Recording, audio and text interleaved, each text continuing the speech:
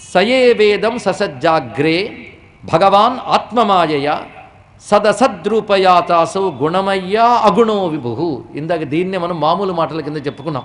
ఆ భగవానుడే తనదైన మాయ చేత కార్యకారణాత్మకమైనటువంటి త్రిగుణాత్మకమైనటువంటి జగత్తుని సృజించి తానందులో ప్రవేశించడం వల్ల తత్సృష్ట్వా తదేవ అనుప్రావిశత్, దాని యందు ప్రవేశించడం వల్ల ఈ జగత్తుకు చేతనత్వం వచ్చింది. అప్పుడు గుణములు లేనివాడు గుణమయుడుగా కనబడుతున్నాడు.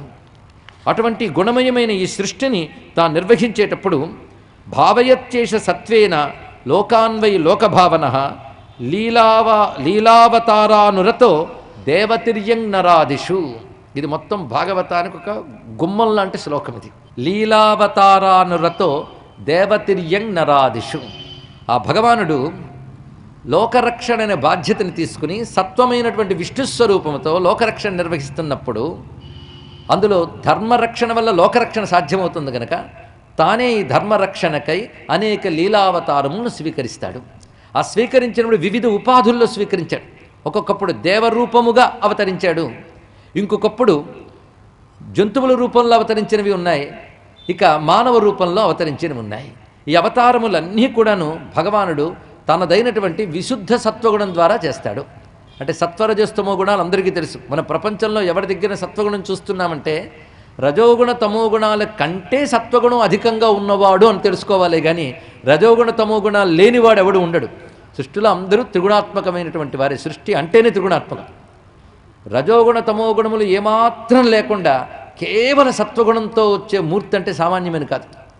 త్రిగుణాతీతుడైన భగవానుడు లోకాలను అనుగ్రహించేటప్పుడు రజోగుణ తమో గుణముల యొక్క స్పర్శ లేని శుద్ధమైన సత్వగుణంతో అవతరిస్తాడు. విశుద్ధ సత్వగుణం అంటారు దీని. ఇక్కడ విశుద్ధ సత్వగుణంతోనే నిర్గుణుడైన బ్రహ్మము ఒక అద్భుతమైన రూపము ధరించి అద్భుతమైన నామము ధరించి అద్భుతమైన లీలలు చేస్తాడు. అక్కడ ప్రధానంగా ఆయన ఉంది విశుద్ధ సత్వగుణం. మనం ఉపాసించవలసింది సత్వగుణాన్ని మనలో అభివృద్ధి చేసుకుంటూ రజోగుణ తమో గుణాలను తొలగించే ప్రయత్నం చేయాలి. అందుకని తొలగించుకోలేం.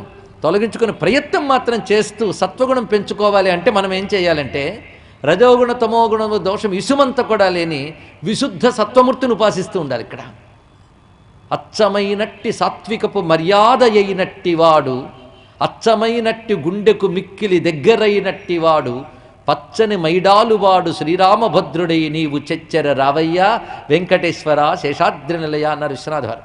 అక్కడ అచ్చమైనట్టి సాత్వికపు మర్యాద అయినట్టి వాడు అన్నాడు. ఇక్కడ అచ్చమైనట్టి సాత్వికం అంటే శుద్ధ సాత్వికం అని అర్థం.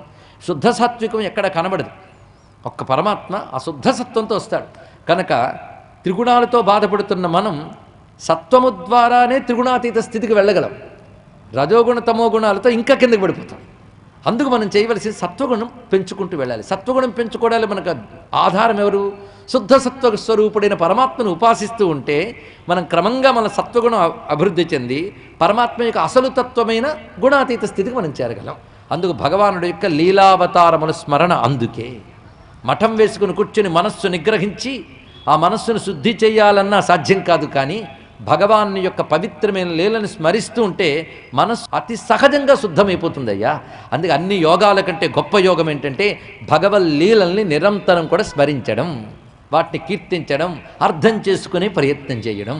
ఈ మూడు చేస్తే చాలు. ఇక్కడ ఆ మూడు చెయ్యడమే భాగవతం అని చెప్పబడుతున్నది ఇక్కడ.